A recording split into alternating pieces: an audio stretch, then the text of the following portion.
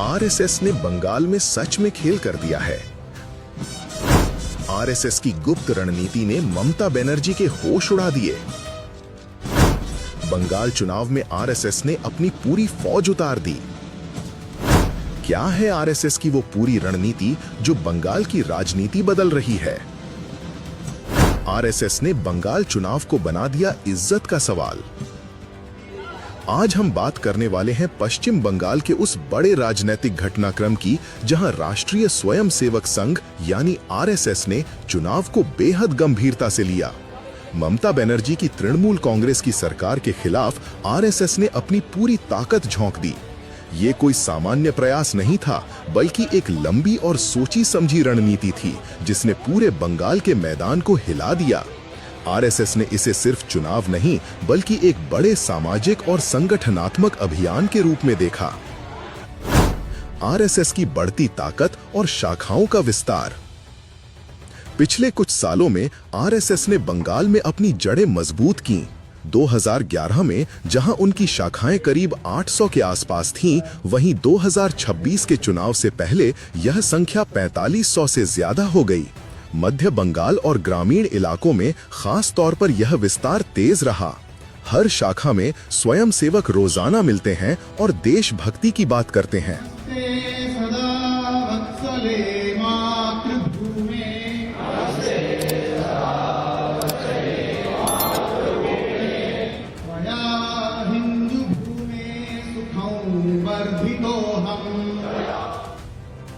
RSS ने इसे गैर राजनीतिक संगठन बताते हुए भी जमीनी स्तर पर काम किया।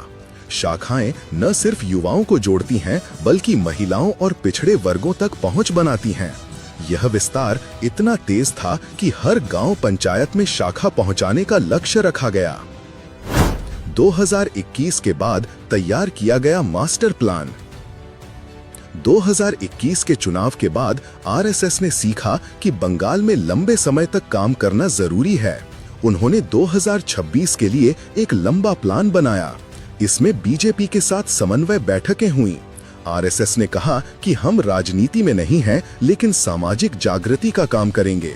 इसी प्लान के तहत लाखों घरों में संपर्क अभियान शुरू हुआ। स्वयंसेवक चुपचाप लोगों के घरों तक पहुंचे और मुद्दों पर चर्चा की। इस अभियान को लोकमत परिष्कार नाम दिया गया। यह कोई शोर शराबे वाला काम नहीं था, बल्कि साइलेंट ऑपरेशन था। आरएसएस की गुप्त रणनीति। आरएसएस की रणनीति का सबसे बड़ा हथियार था बूथ स्तर पर काम। उन्होंने 1 बूथ 10 यूथ फॉर्मूला अपनाया। हर बूथ पर 10 युवा स्वयंसेवक तैनात किए गए, जो वोटर लिस्ट चेक करते थे और हर पन्ने तक पहुंच बनाते थे। पन्ना प्रबंधक की तरह काम किया गया।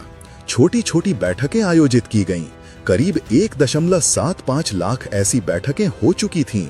इन बैठकों में महिला सुरक्षा, भ्रष्टाचार, घुसपैठ जैसे मुद्दों पर जागरूकता फैलाई गई। आरएसएस ने इसे हिंदू जागरण कार्यक्रम भी कहा, लेकिन पूरा फोकस विकास और सुरक्षा पर था। स्वयंसेवक फोन पर संपर्क बनाए रखते थे और याद दिलाते थे कि वोट देना कितना जरूरी है। डोर टू डोर अभियान। आरएसएस की फौज ने बंगाल के लाखों घरों की कुंडी खटखटाई। यह कोई जबरदस्ती नहीं थी, बल्कि बातचीत के जरिए लोगों को जोड़ना था। सेवा कार्य भी बड़ा हथियार था। बाढ़, तूफान या किसी आपदा में स्वयंसेवक सबसे पहले पहुंचते थे। इससे लोगों का विश्वास जीता गया। युवाओं को स्किल ट्रेनिंग, महिलाओं को स्वरोजगार की बात की गई। आरएसएस ने बंगाल को 3 हिस्सों में बांटकर काम किया: शहर, ग्रामीण और सीमांत इलाके। हर इलाके के लिए अलग रणनीति बनाई गई। इससे हर वर्ग तक पहुंच आसान हुई। बीजेपी के साथ जबरदस्त तालमेल और मजबूत जमीनी संगठन। आरएसएस ने बीजेपी के साथ मिलकर काम किया, लेकिन खुद को अलग रखा। उन्होंने कहा कि हम संगठन मजबूत करेंगे, बाकी राजनीतिक दल चुनाव लड़ेंगे। कोऑर्डिनेशन मीटिंग्स में रणनीति बनाई गई। स्वयंसेवक बीजेपी के बूथ कार्यकर्ताओं को ट्रेनिंग देते थे। यह टीम वर्क इतना मजबूत था कि ग्रामीण इलाकों में बीजेपी को नई ताकत मिली। आरएसएस ने इसे हिंदुत्व जागरण नहीं, बल्कि लोकतंत्र की रक्षा बताया। ममता सरकार पर सवाल उठाए गए, लेकिन हमेशा शांतिपूर्ण तरीके से। आरएसएस ने ममता के उड़ा दिए होश। इस पूरी रणनीति ने ममता बनर्जी की नींद उड़ा दी। जहां पहले तृणमूल कांग्रेस का वर्चस्व था, वहां अब आरएसएस की मौजूदगी महसूस होने लगी। ममता जी ने आरएसएस पर आरोप लगाए, लेकिन स्वयं सेवकों ने चुपचाप काम जारी रखा। लाखों घरों तक पहुंचने से लोगों की सोच में बदलाव आया। महिला सुरक्षा और भ्रष्टाचार के मुद्दे घर घर पहुंच गए। चुनावी रैलियों के शोर के बीच यह साइलेंट वॉर सबसे ज्यादा असरदार साबित हुआ। आरएसएस ने बंगाल को एक बड़ी चुनौती दी कि बदलाव संभव है। आरएसएस ने युवाओं और महिलाओं पर खास फोकस।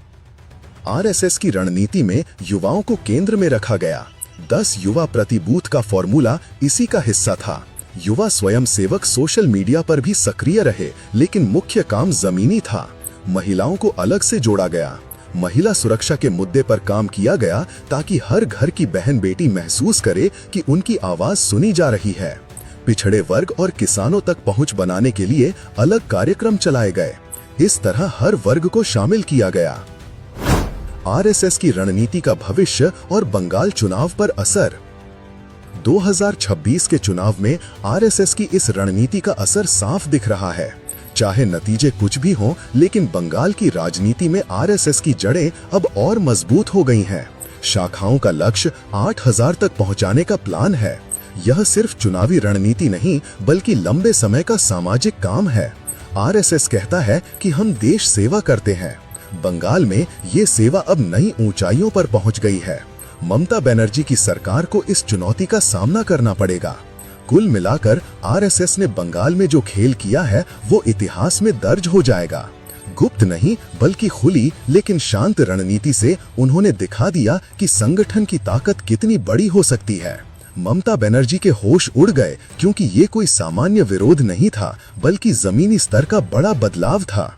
अगर आप बंगाल की सियासत को समझना चाहते हैं, तो आरएसएस की इस रणनीति को जरूर जानना चाहिए।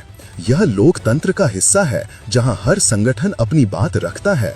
कमेंट में बताएं आपकी राय। आपको क्या लगता है, आरएसएस की यह रणनीति बंगाल को बदल पाएगी?